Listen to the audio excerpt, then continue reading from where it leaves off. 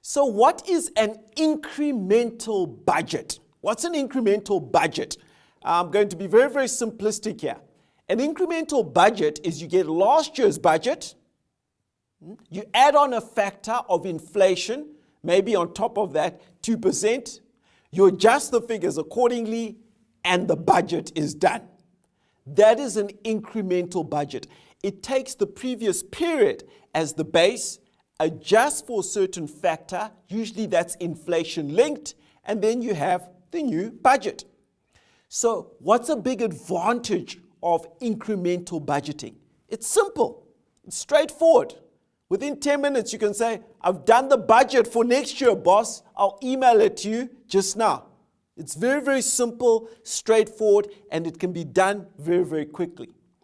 Also, people very easily understand an incremental budget. It's easily understood.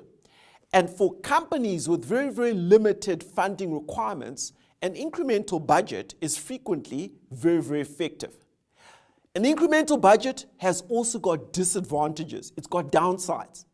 So what tends to happen with an incremental budget is it bakes in inefficiencies. If last year we overspent on a particular line item and we use an incremental budget, what we're going to do in the new year is we're going to increase the amount we've allocated to that by, let's say, the inflation rate. So you are baking in existing inefficiencies and you're not interrogating them. An incremental budget is not necessarily responsive to existing business conditions, because all you're doing is you're taking last year's budget, adding on a factor of inflation.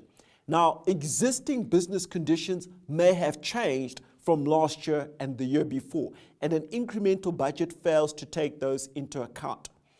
Incremental budgets have been criticized in that they implicitly encourage higher costs and spending. No one's going to come with an incremental budget and say, my expenditure is going to lower. It also has its limitations. It's only suitable for companies with limited funding requirements. What about those with significant funding requirements? So an implemental budget implies a static, a conservative, and non-risky approach to the company's operations. And it may induce managers to actually set lower revenue targets and higher expenditure targets so that they more readily meet their performance targets.